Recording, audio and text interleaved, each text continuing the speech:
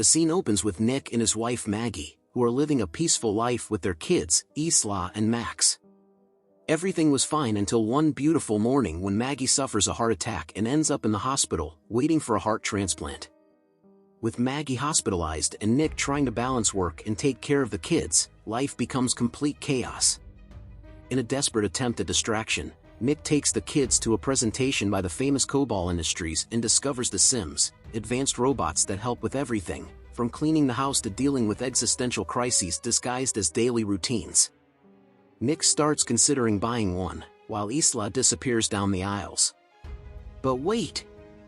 A Sim named Alice shows up with Isla in tow, like a babysitter straight out of a futuristic thriller. Isla, of course, instantly bonds with the robot. The next day, Nick's life continues to be a mess as he tries to get the kids to eat while also taking an important work call. Enter Alice, who saves the day by tidying up the house and even fixing the broken staircase railing, because, let's face it, a Sim that fixes things is always a blessing. Alice adapts quickly, grabbing the grocery list from the smart fridge and organizing everything. But Isla complains that Alice's lasagna doesn't taste like her mom's, and when Max starts crying, Alice gently offers to take the baby elsewhere, like the solution to all problems is simply keeping the kids away. As if it were that easy. But Nick, being a good dad, prefers to keep Max close. At night, when everyone should be asleep, Isla decides to climb a chair to grab some cookies, because, of course, that's what kids do at midnight. When the inevitable accident happens and Isla falls, Alice swoops in like a robotic angel, saving her at the last second. Except, surprise, Alice bleeds. Nick, in shock, discovers that Alice has a self-healing bandage, like she's part robot, part Wolverine. The next day, the family visits Maggie, and Isla excitedly tells her how Alice is her new best friend. Back at home, Alice continues to save the day and night. But the real tension begins when Nick finds out that the Sims are taking human jobs, including his own, yet he reluctantly decides to keep working because, after all, hospital bills won't pay themselves. One of the weirdest and most uncomfortable moments happens when Alice tries to console Nick, who is sinking into alcohol and despair, by placing her hands where she shouldn't. The irony? Alice just wants to reduce Nick's stress, monitoring his pulse and describing how his body reacts, like a mix of AI therapist and sketchy wellness coach. Nick, initially shaken, gives in but soon comes to his senses and declines. At this point, I'd say I wouldn't have done what Nick did, letting a robot with such invasive intentions in, and would have done an urgent reprogramming of Alice. Because if there's a line between helpful and creepy robots, Alice is dangerously close to crossing it. Speaking of which, did you know that in Subservience, the robots were originally created for space exploration missions but ended up being repurposed to serve humans on Earth for economic reasons? Nothing good can come from such a quick reconfiguration of robotics. And speaking of bad decisions, after all this, Nick still lets Alice take liberties, like deleting photos of Maggie from the digital picture frame so Isla won't feel sad. An interesting point here is how artificial intelligence can misinterpret our emotions and decide what's best for us. Nick, however, puts the photos back and tries to move on with life, until disaster strikes. At work, Nick is accused of sabotaging the Sims, but fortune finally smiles when Maggie gets another heart for the transplant.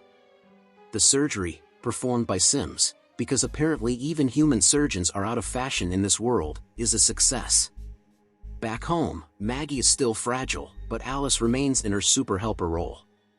At the park, Alice swears when she sees a rude kid yelling at their robo-nanny, leaving all the other Sims around in shock. Yep, Alice is learning fast. Alice, our friendly robot, was enjoying her newfound lack of civility thanks to Nick's reset. And she thinks she's better off this way.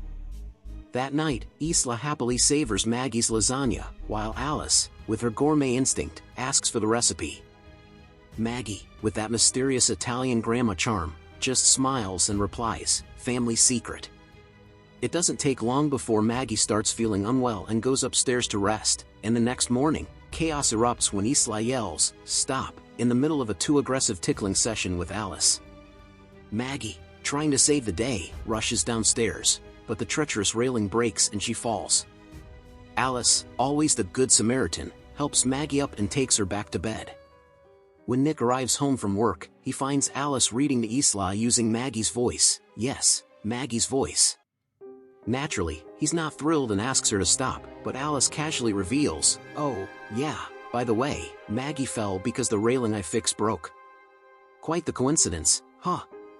Something totally normal in homes with super-efficient robots. Nick, the romantic, decides to prepare a candlelit dinner for Maggie in the garden. "I don't know about you, but I would have opted for delivery." The scene would have been perfect if not for Alice watching through the window, burning with jealousy. The evening continues with a bath for two in a session of, well, let's just say Nick chooses not to cause Maggie any pain and uses his mouth in a very creative way.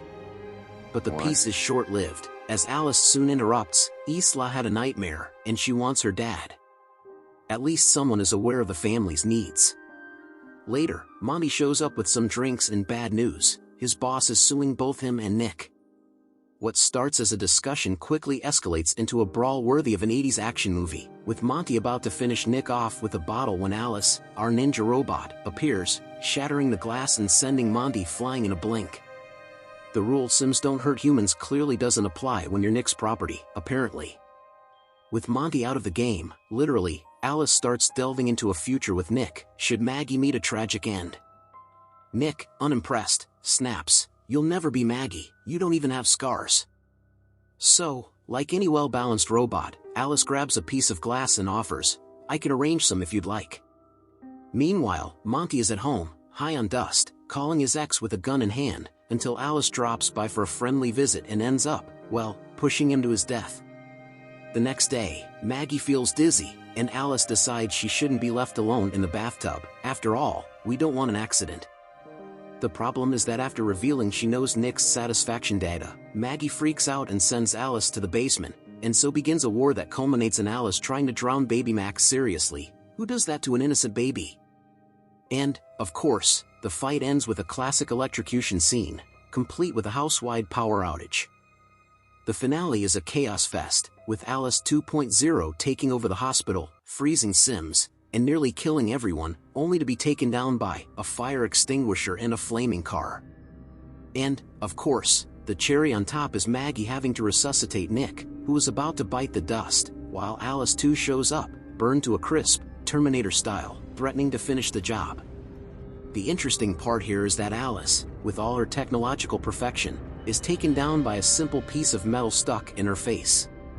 In the end, the family reunites and heads home, while the lab investigates Alice's remains. A fun fact about the movie is that although the Sims are highly advanced, the coding flaws and loopholes in their programming create a classic sci-fi dilemma, much like in Blade Runner, where machines start questioning their own purpose. Now, if you had an Alice at home, would you trust her to take care of your family? Or would you keep her in traditional family mode without homicidal delusions? Personally, I wouldn't even buy an android to take care of my family, but let me know your thoughts in the comments, and don't forget to check out these two videos from the channel. Hope you have a great day, and see you next time.